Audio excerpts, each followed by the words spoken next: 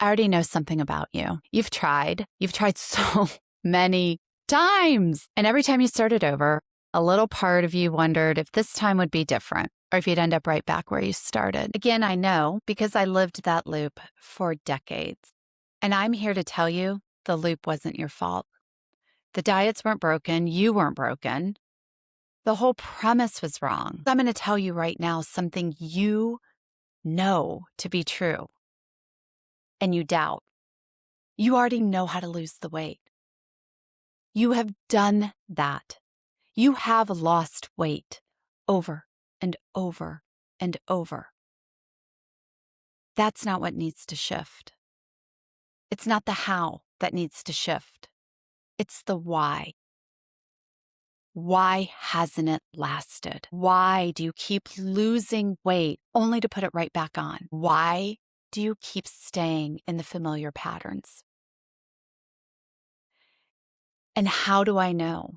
How do I know? Because I've lost 175 pounds and I've kept it off. And just like you, I lost this weight over and over and over again in my lifetime. I took it off and I put it back on. I'd have success only to go not only backwards, but in a worse position than where I started initially. And I count this as some moral failing on my part, some broken thing inside of me that didn't work the way it worked for everybody else, except I never really looked around and paid attention because the people who were my accountability partners, guess what? They were doing the same thing. They were stuck in all the same patterns. I just didn't realize it because I was so stuck in mine. And so today I want to tell you a little bit about my story, and I'm going to hope you see yourself only because I want you to leave with hope. I want you to leave knowing you're not alone and you're not broken. If there's one takeaway you get today, let it be that. Let it be that you are not broken. You have been living by a false sense of beliefs that were never yours to carry. And so let's get into it. So I'm 54 years old, and at 50, something shifted in me. I wish I could point to one moment that shift happened. I really can't. It was more a thought that shifted. It was the thought that I have almost as much time before me as I have behind me, and what am I going to do with it? I found myself, like many women do at that age, transitioning from not only one role, but two pretty significant roles. I had an empty nest looming. I was in a fortunate position where I was able to stop working and enjoy that last year with my last bird in the nest. And so I found myself going, what now? What comes next? And ladies, I'm going to tell you a secret that I tell so many women I know who are starting this next phase of their life. And that is this: don't rush it. Don't wish it away and don't rush it. Because you're going to find yourself in this place. You're going to find yourself wanting to fill that time. Because we're so conditioned to believe that our worthiness and our value is built on how we perform, who we take care of, who we put before every one of our own needs. And we buy into that. We buy into that. And it's not because something is wrong with us. It's because that is what has been imprinted on us. Be a good girl. It's selfish to put yourself before anybody else. And so we keep waiting for everybody else to come in and fix our problem because we've been conditioned to be the one to go in and fix everybody else's problem. So why wouldn't that work in reverse? And so we want to fill that time. So we find ourselves with all of this time opening up. I'm no longer carpooling. I'm no longer traveling to all of the sporting events or school activities. I'm no longer volunteering in the classroom. I'm no longer PTO president. And not only that, I'm no longer this badass career woman. And I am sitting here going, I've got more time ahead of me than I've got behind me, or just as much time, potentially. And what am I going to do with it? Am I going to sit in this 303-pound body that can barely move, watching TV all day? Going out to lunches and getting in worse shape? Or am I going to sit with myself and really dream the big dream? And so that's what I did. And I don't know why that occurred to me to do that. Nobody told me to do that. Nobody suggested it to me like I'm doing with you. But at any rate, I did. And so I made this grand announcement to my whole family. And I said, hey, guess what? I'm not doing anything this summer. I'm taking this summer for me. And then once all of that settles down, and I've had a chance to just sit with what does this feel like, this new normal, then I'll make decisions. And I was very blessed to have a lot of supportive people in my life. And they were like, yeah, great. Totally on board with that. And so that's what I did. And in the meantime, leading up to all of that, I was just sort of being an open sponge. I was like, do I want to volunteer once everything settles down? Do I want to maybe get a part-time job? Do I want to start a business? And if I did, what would that look like? I looked into maybe becoming a real estate agent, all these things. And I thought, well, what's act 3 going to be, right? Because really this is the third act. What's that going to look like? And I found myself with so much excitement and enthusiasm and fear.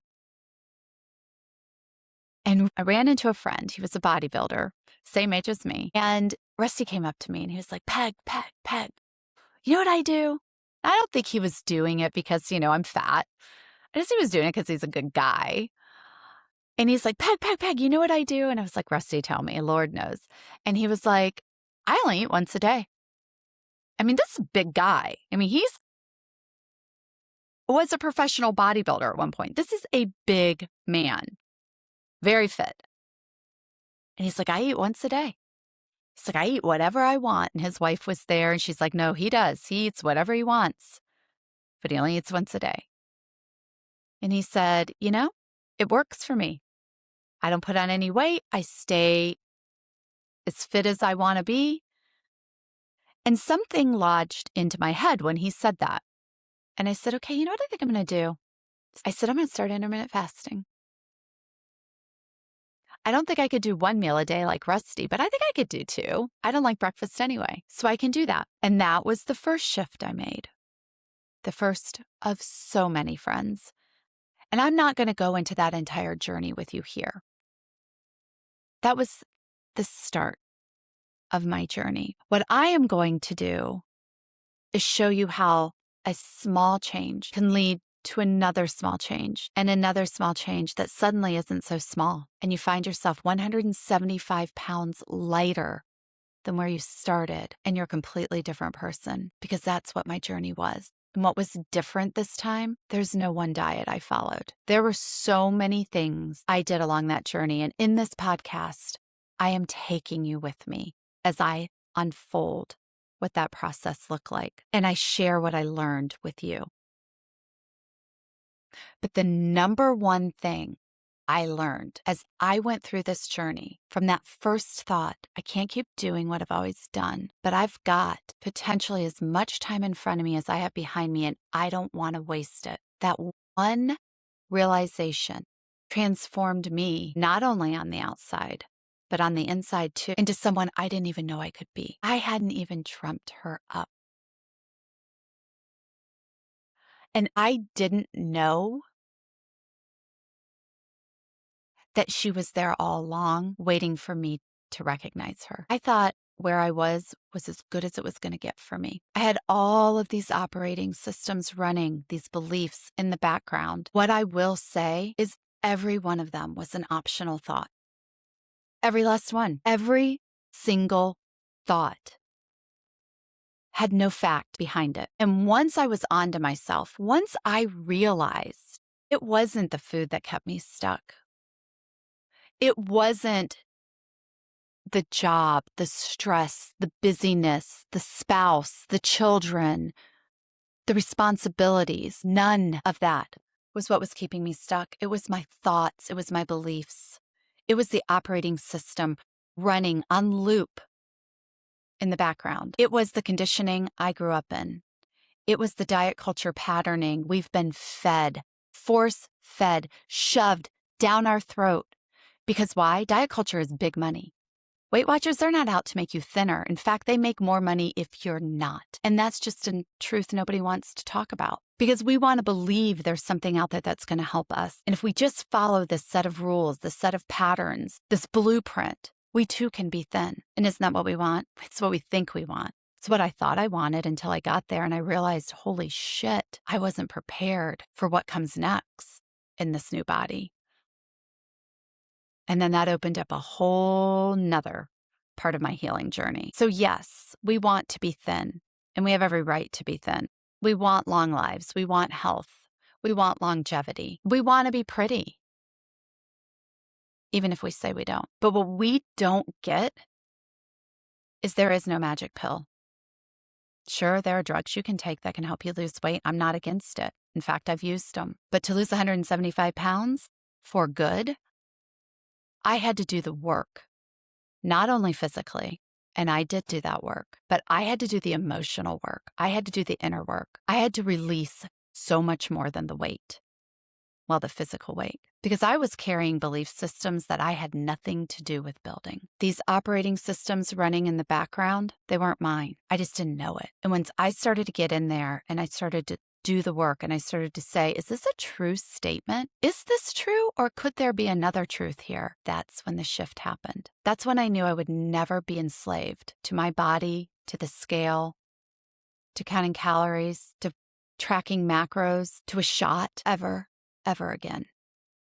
And that's the kind of freedom this podcast will bring to you. So stay tuned. I will share my story as we go through this journey together, but that's a little bit about me. And I hope for you that this gives you hope because you are not alone. You are not broken.